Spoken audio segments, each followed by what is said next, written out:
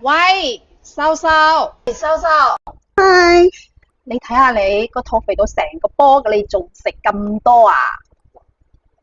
關你咩事啫？唔好介意，唔好介意，我講嘢係咁直噶啦。我都係提醒下你，咁食少啲咧，咁着衫先至好似我咁好睇噶嘛。七日你好叻咩？黎總早晨，早晨，你今日着得好靚啊！多謝。黎總啊，我講個秘密俾你知啊。好啊，你唔好怪我講嘢直喎。我第一次見工見到你嘅時候咧，我真係以為你係男人嚟㗎。多謝。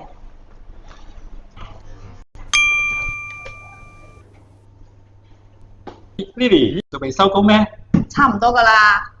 咦，強哥，依家咩年代啊？仲用緊啲咁舊款嘅有線耳機啊？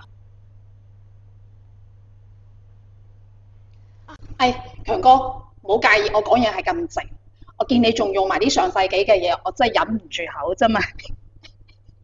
我做埋啲嘢先，拜拜。入嚟啊！黎總啊，我有件事想同你講。可以講工作上面嘅嘢。我都唔知點解啊，公司同事個個都排斥我啊。唔知點解啊？Lily，你平時好喜歡扮靚嘅係咪？係啊，但係今日你着呢一套衫，顯得你又老又肥嘅。吓，我呢一套衫係今年大熱款嚟㗎，你點解咁講嘢㗎？你都唔好怪我講嘢咁直喎。難受嗎？出嚟社會做嘢，要識得說話嘅技巧，乜嘢係應該講，乜嘢係唔應該講。你試下換一種令人舒服嘅說話方式，可能會有唔一樣嘅效果。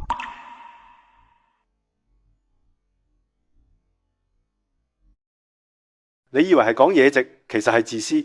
唔好再用誠實去包裝自己啦。你講嘅嘢就好似一把刀，究竟係照亮別人定係滿足自己？點擊下方標題連結，學懂點能夠贏得人心。